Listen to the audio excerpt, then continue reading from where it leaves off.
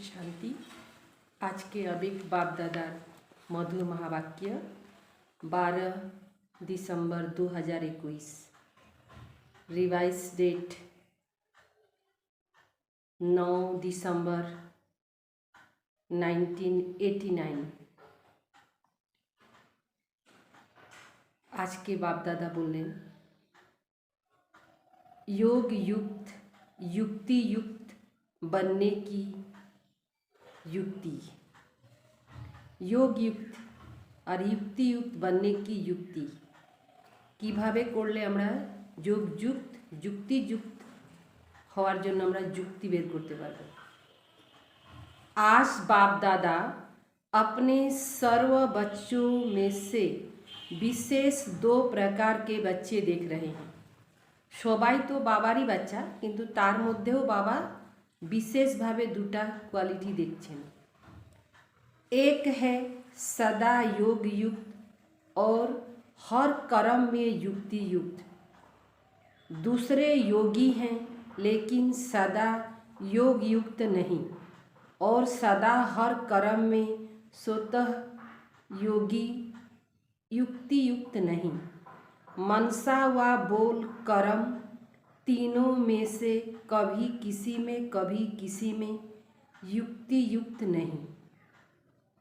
ऐसे ब्राह्मण जीवन अर्थात स्वयं योग युक्त और सदा युक्ति युक्त ब्राह्मण जीवन की अलौकिकता व विशेषता व न्यारा और प्यारापन यही है। योग युक्त और युक्ति युक्त, न्यारा और प्यारा, एटाके बोला है योग युक्त और युक्ति युक्त। लेकिन कई बच्चे इस विशेषता में सहज और नेचुरल चल रहे हैं और कोई अटेंशन भी रखते हैं, फिर भी सदा दोनों बातों का अनुभव नहीं कर सकते। इसका कारण क्या है? नॉलेज तो सभी को है और लक्ष्य के आधार से इन दोनों लक्षण अर्थात योग युक्त और युक्ति युक्त स्थिति की अनुभूति के समीप है और कोई कभी फर्स्ट पुरुषार्थ से समीप आते, लेकिन कभी समीप और कभी चलते चलते कोई न कोई कारण बस रुक जाते। कोनो कारण चले आसे तार जन्य रुके जाए। इसीलिए सदा लक्षण के समीप अनुभूति नहीं करते। सर्व ब्राह्मण आत्माओं में से इस श्रेष्ठ लक्षण तक नंबर 1 समीप कौन? ब्रह्मा बाप। क्या विधि अपनाई कि युक्ति बाबा जीवन आन लो? जो इस सिद्धि को प्राप्त किया। सदा योग युक्त रहने की सरल विधि है। सदा अपने को सारथी और साक्षी समझकर चलो। सारथी और साक्षी समझकर चलो तो क्या होगा? योग युक्त और युक्ति युक्त থাকতে পারবে। आप सभी श्रेष्ठ आत्माएं इस रथ के सारथी हो। रथ को चलाने वाला आत्मा सारथी हो। साथी और सारथी, यह स्मृति स्वतः ही इस रथ अथवा देह से न्यारा बना देती है। किसी भी प्रकार के देह भान से न्यारा बना देती। देह भान नहीं तो सहज योग युक्त बन जाते और हर कर्म में योग युक्त युक्ति युक्त स्वतः ही हो जाते। स्वयं को सारथी समझने से सर्व कर्म इंद्रियां अपने कंट्रोल में रहती है, अर्थात सर्व कर्म इंद्रियों को सदा लक्ष्य और लक्षण की मंजिल के समीप लाने की कंट्रोलिंग पावर आ जाती। स्वयं सारथी किसी भी कर्म इंद्रिय के बस नहीं हो सकता, क्योंकि माया जब किसी के रूप में भी वार करती तो माया के वार करने की विधि यही होती कि कोई न कोई स्थूल कर्म इंद्री अथवा सूक्ष्म शक्ति मन बुद्धि संस्कार के परवश बना देती। कोनो न कोनो कर्म इंद्रिया परवश कर दे।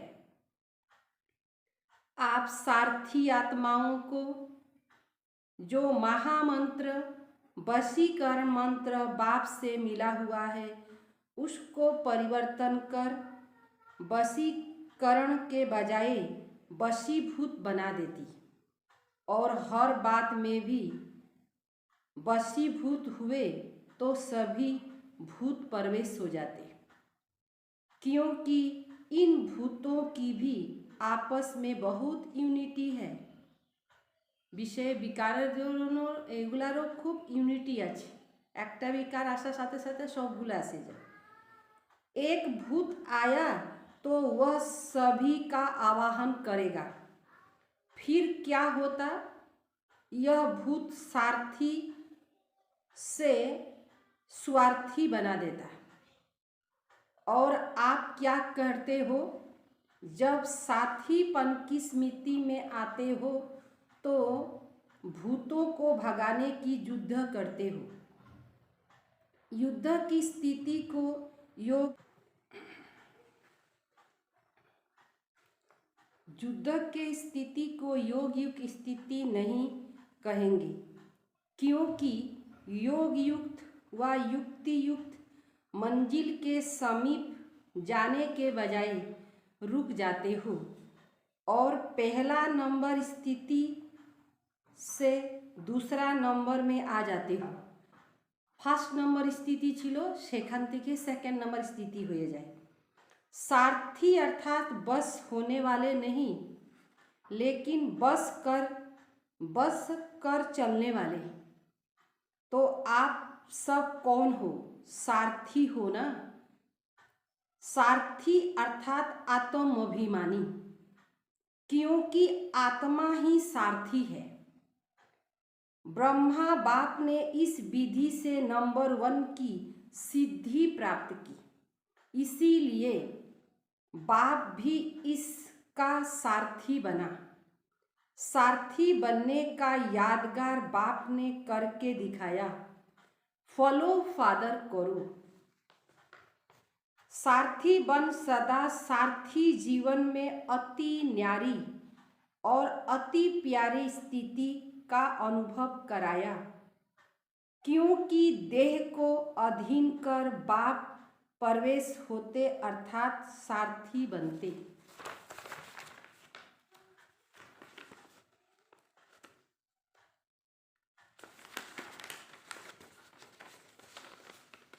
देह के अधीन नहीं बनते, इसीलिए न्यारा और प्यारा। ऐसे ही आप सभी ब्राह्मण आत्माएं बाप समान साथी की स्थिति में रहो, चलते फिरते। यह चेक करो कि मैं सारथी अर्थात सर्व चलन वाले, सर्व के चलाने वाली न्यारी और प्यारी स्थिति में स्थित हूँ। सर्व के चलाने वाले न्यारे और प्यारी स्थिति में करो। ऐसे नहीं कि सारा दिन बीत जाए फिर रात को चेक करो। सारा दिन बीत गया तो बीता हुआ समय सदा के लिए कमाई से गया, इसीलिए गवा करके होश में नहीं आना। समय पार हो गेलो तारपरे मने पड़लो बेहोश अवस्थाय थाकते नाई, होश अवस्थाय थाकते बोलें बाबा। यह स्वतः नेचुरल संस्कार बनाओ। कौन सा चेकिंग का? जैसे किसी के कोई पुराने संस्कार इस ब्राह्मण जीवन में अभी भी आगे बढ़ने में विघ्न रूप बनते हैं, तो कहते हैं ना कि न चाहते भी संस्कार के बस हो जाते हैं। जो नहीं करना चाहिए वह कर लेते हैं। जब उल्टे संस्कार ने चाहते कोई भी कर्म कर लेते तो यह नेचुरल चेकिंग का शुद्ध संकल्प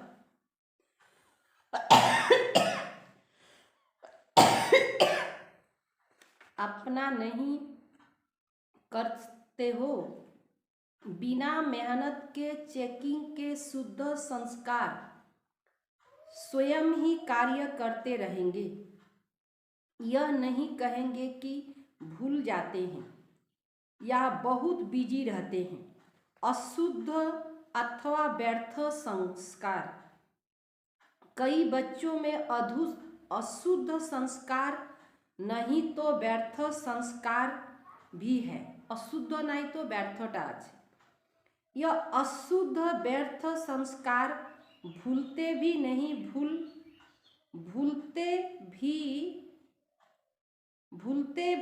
भूल सकते हो और यही कहते हो कि मेरा स्वभाव नहीं था, लेकिन मेरा यह पुराना स्वभाव व संस्कार है। तो अशुद्ध नहीं भूलता, फिर शुद्ध संस्कार कैसे भूल जाता? अशुद्धता के भूलते पारी ना, तो शुद्धटा किभाবে भूले जाच्छे? तो सारथीपन की स्थिति स्वतः ही स्वोन्नति के शुद्ध संस्कार इमर्ज करती है और नेचुरल समय प्रमाण सहज चेकिंग होती रहेगी। अशुद्ध आदत से मजबूर हो जाते हो और इस आदत से मजबूर हो जाएंगे तो सुना सदा युक्ति युक्त रहने की विधि क्या है? सारथी बन चलना। सारथी स्वतः ही साक्षी हो, कुछ भी करेंगे, देखेंगे, सुनेंगे, साक्षी बन देखेंगे, सोचेंगे, करे, देखने, सोचने, करने सब में सब कुछ करते भी निलेप रहेंगे, अर्थात माया के लेप से न्यारा रहेंगे। तो पाठ पक्का किया ना? ब्रह्मा बाप को फॉलो करने वाले हो ना? ब्रह्मा बाप से बहुत प्यार है ना? प्यार की निशानी है समान बनना, अर्थात फॉलो करना। सभी टीचर्स का बाप से कितना प्यार है? बाप सदा टीचर को अपनी सेवा के समीप साथी समझते हैं। तो पहले फॉलो टीचर करेंगी ना? इसमें सदा यही लक्ष्य रखो कि पहले मैं। ईर्ष्या में पहले मैं नहीं, वह नुकसान करती है। शब्द वही है, पहले मैं, लेकिन एक है ईर्ष्या बस पहले मैं। तो इससे पहले के बजाय कहाँ लास्ट पहुँच जाते, फर्स्ट से लास्ट आ जाते। और फॉलो फादर में पहले मैं कहा और किया तो फर्स्ट के साथ भी आप भी फर्स्ट हो जाएंगे। ब्रह्मा फर्स्ट है ना? तो सदा यही लक्ष्य रखो कि टीचर अर्थात फॉलो फादर, और नंबर 1 फॉलो फादर। जैसे ब्रह्मा नंबर 1 बना तो फॉलो करने वाले भी नंबर 1 का लक्ष्य रखो। टीचर सभी ऐसे पक्की हो ना? हिम्मत है फॉलो करने की, क्योंकि टीचर्स अर्थात निमित्त बनने वाले अनेक आत्माओं के निमित्त हो। तो निमित्त बनने वालों के ऊपर कितनी जवाबदारी है? जैसे ब्रह्मा बाप निमित्त बन रहे ना, तो ब्रह्मा बाप को देख करके कितने ब्राह्मण तैयार हुए। ऐसे ही टीचर कोई भी कर्म करती हो, चाहे खाना बना रही हो, चाहे सफाई कर रही हो, लेकिन हर कर्म करते स्मृति रहे कि मैं निमित्त हूँ अनेक आत्माओं के प्रति, जो और जैसे मैं करूँगी मुझ निमित्त आत्मा को देख और भी करेंगे। इसीलिए बाप दादा सदैव कहते हैं एक तरफ है भाषण करना और दूसरे तरफ है बर्तन माजना। दोनों ही काम में योग युक्त और युक्ति युक्त काम कैसा भी हो, लेकिन स्थिति सदा ही योग युक्त और युक्ति युक्त हो। ऐसे नहीं भाषण करते तब तो योग युक्त रहे, और बर्तन माजना अर्थात साधारण काम कर रहे हो तो स्थिति साधारण हो जाए। हर समय फॉलो फादर। सुना? बैठी हो ना, तो बैठने में आगे कितना अच्छा लगता है और सदा आगे बढ़ने में कितना अच्छा लगेगा। जब भी कोई ऐसे कड़ा संस्कार पीछे करने की कोशिश करे, कोनो समय निजेरे कड़ा संस्कार पिछानो जनो चेष्टा करबे, तो यह सीन याद करना, जब आगे बैठना अच्छा लगता तो आगे बढ़ने में क्यों पीछे रहें।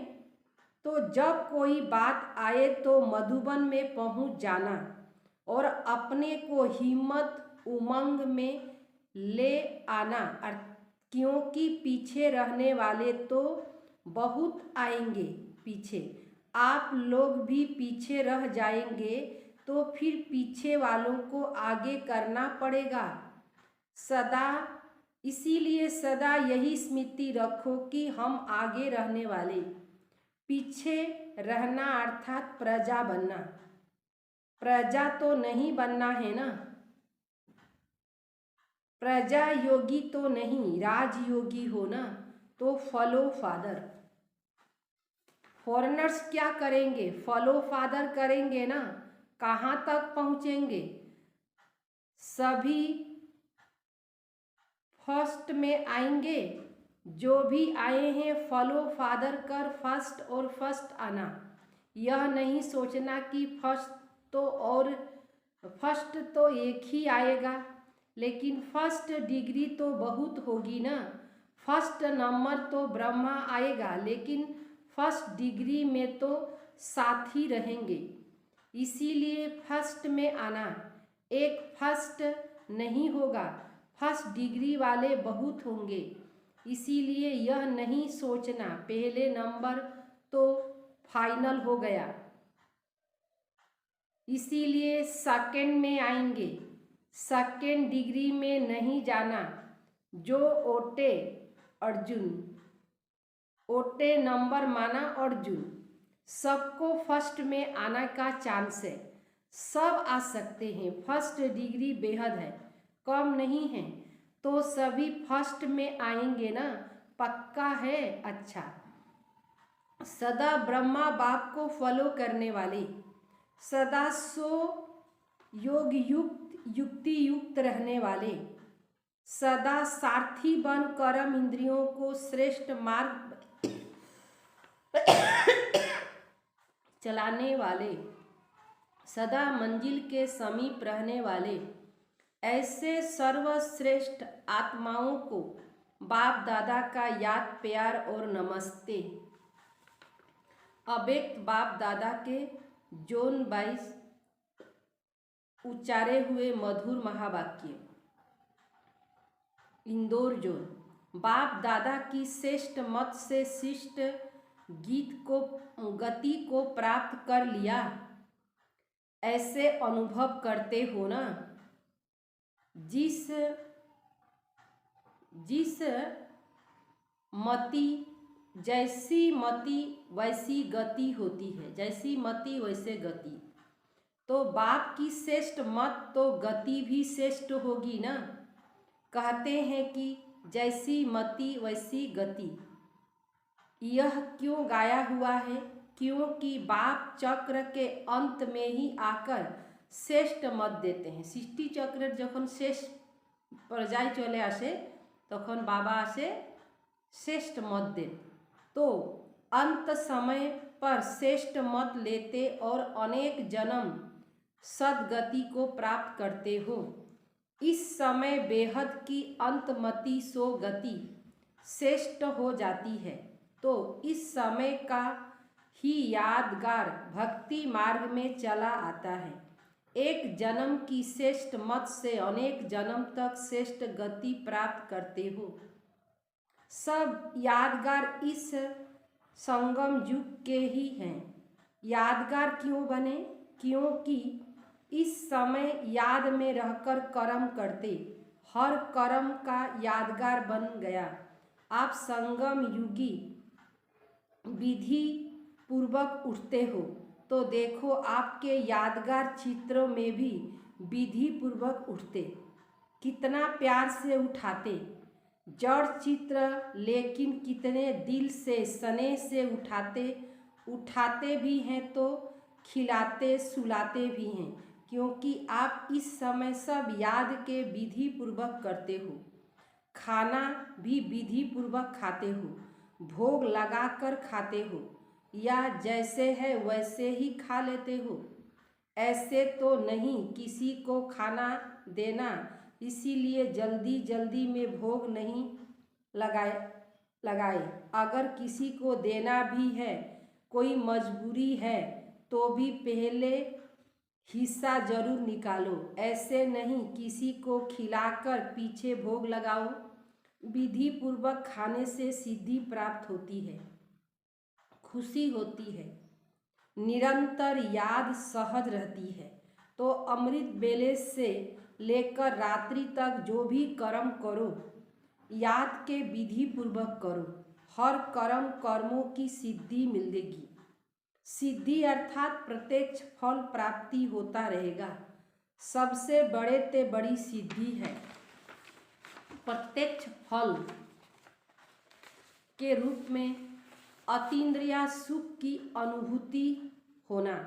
सदा सुख के लहर में, खुशी की लहर में लहराते रहेंगे। पहले प्रत्यक्ष फल मिलता, फिर भविष्य फल मिलता। इस समय का प्रत्यक्ष फल अनेक भविष्य जन्म के फल से श्रेष्ठ है। अगर अभी प्रत्यक्ष फल नहीं खाया तो सारा कल्प में कभी भी प्रत्यक्ष फल नहीं मिलेगा। अभी अभी किया, अभी अभी मिला, इसको कहते हैं प्रत्यक्ष फल। कोरा साथे साथे पावा जावा। सतयुग में भी जो फल मिलेगा वह इस जन्म का मिलेगा, दूसरे जन्म का नहीं। लेकिन यहाँ जो मिलेगा वह प्रत्यक्ष फल अर्थात अभी अभी का फल। तो प्रत्यक्ष फल से वंचित नहीं रहना, सदा फल खाते रहना। यह प्रत्यक्ष फल अच्छा लगता है ना?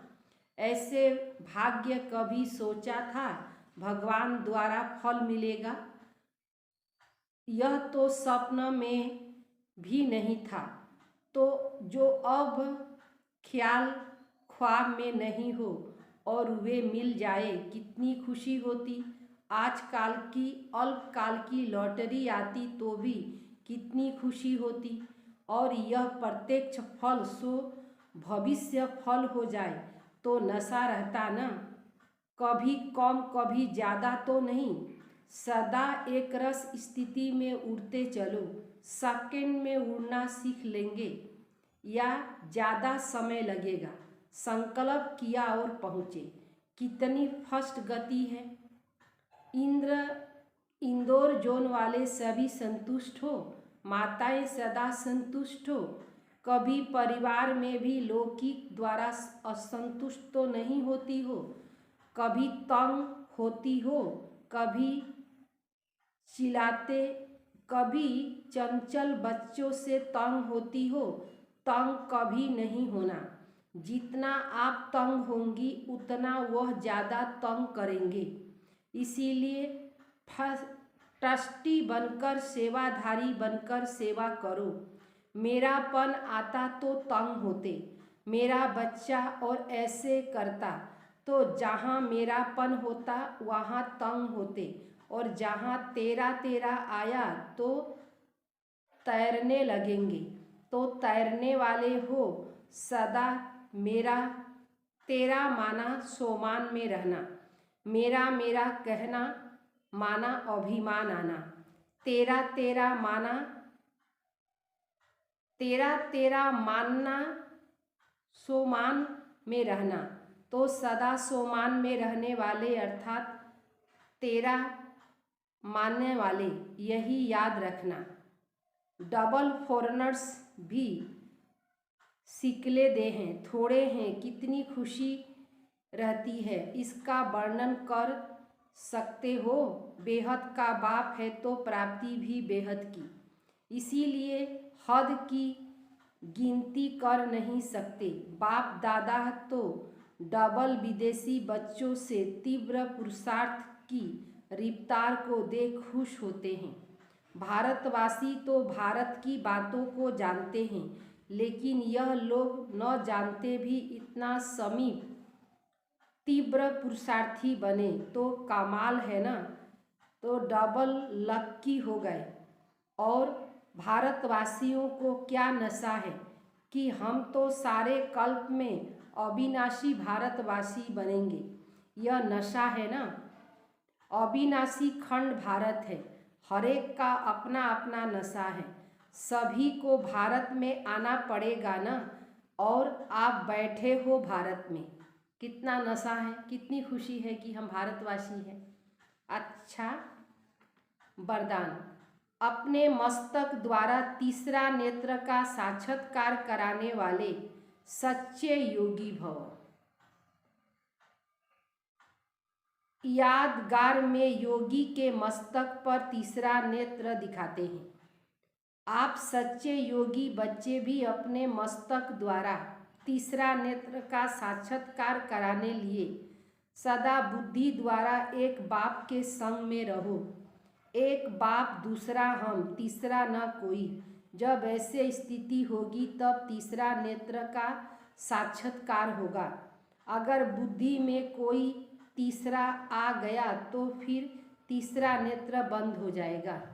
इसीलिए सदैव तीसरा नेत्र खुला रहे। इसके लिए याद करना कि तीसरा न कोई। स्लोगन, प्रश्नचित बनना अर्थात परेशान होना, परेशान करना। प्रश्नचित कोनो কিছুতে প্রশ্ন যদি আসে গেল তখন নিজেও পরেশান থাকবে আর পরেশান করবে, নিজেও পরেশান, অন্যকেও পরেশান করবে। সেই জন্য প্রশ্নচিত না হয় প্রসন্নচিত থাকতে হবে। ওম শান্তি।